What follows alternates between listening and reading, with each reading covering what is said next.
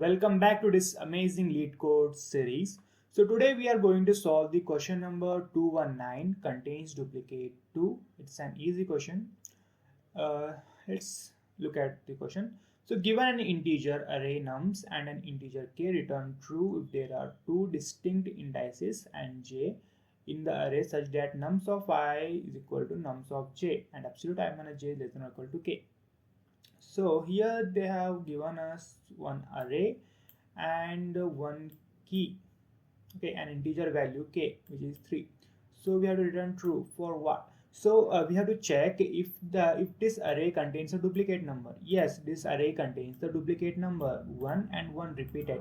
So here the catch is we have to find the duplicate number in such a way that it should not exceed the difference between those two indexes more than 3. Okay, like if you take this array, okay, so here I have the one number duplicated. Okay, so 1 is at the index 0 and one more 1 is at the index 0 1 2 3 at the third index. Then I have to subtract 0 minus 3 or 3 minus 0. It should be the absolute subtraction, so the answer will be 3. So our key value is also equal to 3, therefore we have to return it as true, right? So same case follows over here. So as you can see here in this array, the 1 is repeated 3 times. So 1 is at my index 0 and one more 1 is at my index 0 1 2. So it is at index 2 and we have the so if I subtract 0 minus 2, I will get the answer as 2, which is greater than 1, okay, which is greater than my key value. So it should, okay, so the first iteration is false. So for the second iteration, let's go. The 1 is at the index 2 and one more 1 is at the index 3, right? So then I can just subtract 2 minus 3, then I will get 1, which is equal to my value k. So this is the way how we have to solve. So in this third example, if you see, there is a so 1 is duplicated 2 times, so 1, the k value is 2, so 1 2 and then third position, so 0 minus 3 is obviously 3, so it returns false. Then for 2 it is also the difference is 3, so false. In if we go for 3, it is also for the 0 1 2 3. Okay, so this is also 3, so difference is 3, therefore it does not match with the key value, right? So let's get to the question solving. So the topics are array, hash table, sliding window. So we will use hash table. Okay, it's hash table. Okay, right, hash table. So I'm thinking to use the hash maps. Let's use hash map. So how I can approach the question? So first what I can do is I can take this array and I can store it in hash maps. Then it will be stored as key with the index. Okay, I will store it as key with index. Then what I will do is for the first iteration I will check if 1 is there again. So if it is there, then I will just take out that index also. Then after that what I can do is I can just subtract both the indexes, right? So therefore hence I can get the right answer. Okay, so what okay, let's start hash map. Then both the data types are integer. I will name it as hm, then new hash map. Okay, Then I will use one for loop so that I will iterate it. Okay, I will use the for loop. Int I is equal to 0 and I is less than my length of the array uh, nums dot length. Then I will go till the end. Good. So then I will put the hash maps. Okay, I will put the values in the hash map with their indexes. hm dot put here, but storing the value with the key, like in the hash map, it will be a bit difficult for me to get the index through the value. So what I will do is I will just put index with the value. Okay, index and then the value, right? So I is my index 0 1 2 3 and the nums of I is my the value, the element of the array, like 1 0 is to 1 0 is to 2 1 is to 2, like that. Now I put the values in the hash map. Then what I can do is, then I have to run one more loop so that I can iterate through once again that loop, right? I have to iterate from 2 to 1, 2 till 1, then I can just compare the numbers, right? So I will use one more loop as int j is equal to there is no meaning to start with the 0, so I can start with the I plus 1. Then j should be less than nums dot length. I have to get till the end, and then j plus plus, right?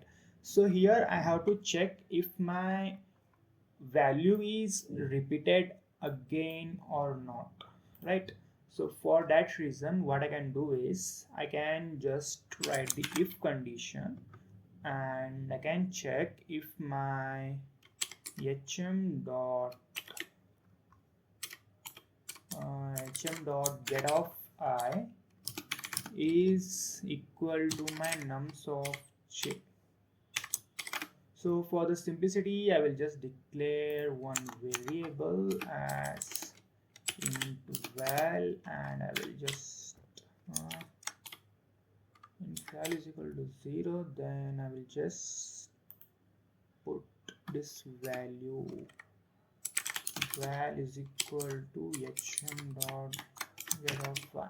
This is just for the sake of simplicity. Then I will compare my value with the nums of j. So what it is doing over here is it is taking out the index. At this particular index, the value is stored like 2 like 1. Okay, then what I'm doing is, so value nums of j, I am checking if my this j loop will run till the end. Good. And I'm checking the value is nums of j. So the j starts from 2, then goes 3, then at 1 it will tell that both the numbers are equal, right? So here what I have to do is I have to subtract the indices. So I will make one variable as int index, then I will just subtract j minus I, because my j is always more than the greater number than the I. Then what I can do is I took the difference. After taking the difference, I have to check if my this index is less than or equal to the k integer that they have given. So I can use one more for over here, and c is less than or equal to k. They have provided the condition like that. Then if it is true, then return me true, else I have to get false. I hope this solution may run.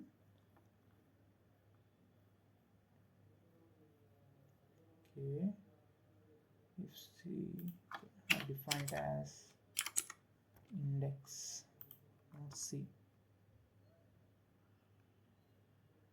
Okay, all the three cases run successfully.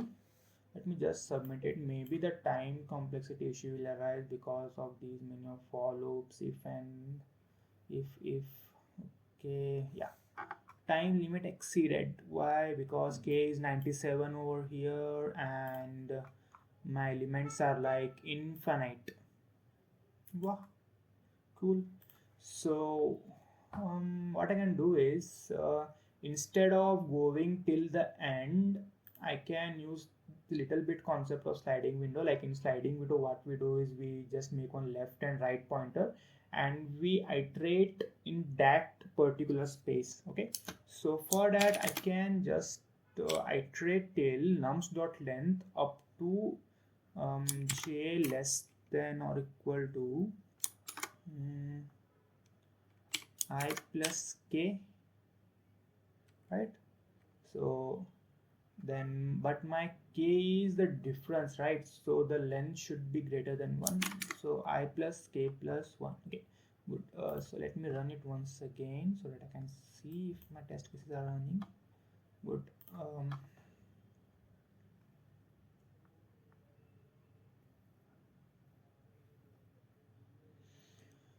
Oh gosh, this is too much time, right? It run, but the time complexity is too much. If I look through the time complexity, it should be big O of n, then this value k, so big O of n into k. If you take n is n square, if we take some constant k, then it will be big O of n into k. This is too much, man. I have to optimize this code. Just give me a few minutes. I will try to optimize it. 17 minutes, 18 seconds. So I tried my best to optimize this code how much I can, and I got this solution with the runtime of 18 milliseconds. So without wasting time, let me just explain this code. So here I defined a hash map, the same scenario. Then for storing the integer numbers. Then after that, I am running one loop. I'm using one loop to iterate through the array. Then I've defined one variable as well, nums of. It is storing the current number in this variable, which is nums of 5. Then after that, I am checking if that value is present in my hash table. Okay, contains key checks, right? Contains key checks the value. Contains key, right? Contains key. Good. So after that, I made one more. If it contains that key, then I will get that index. Okay, so I'm storing the indexes, like you can see over here. Value is there, that particular number, and with its index. Like if there is an array like 1 2 3, then the hash table it is storing it as 1 is equal to 0, right?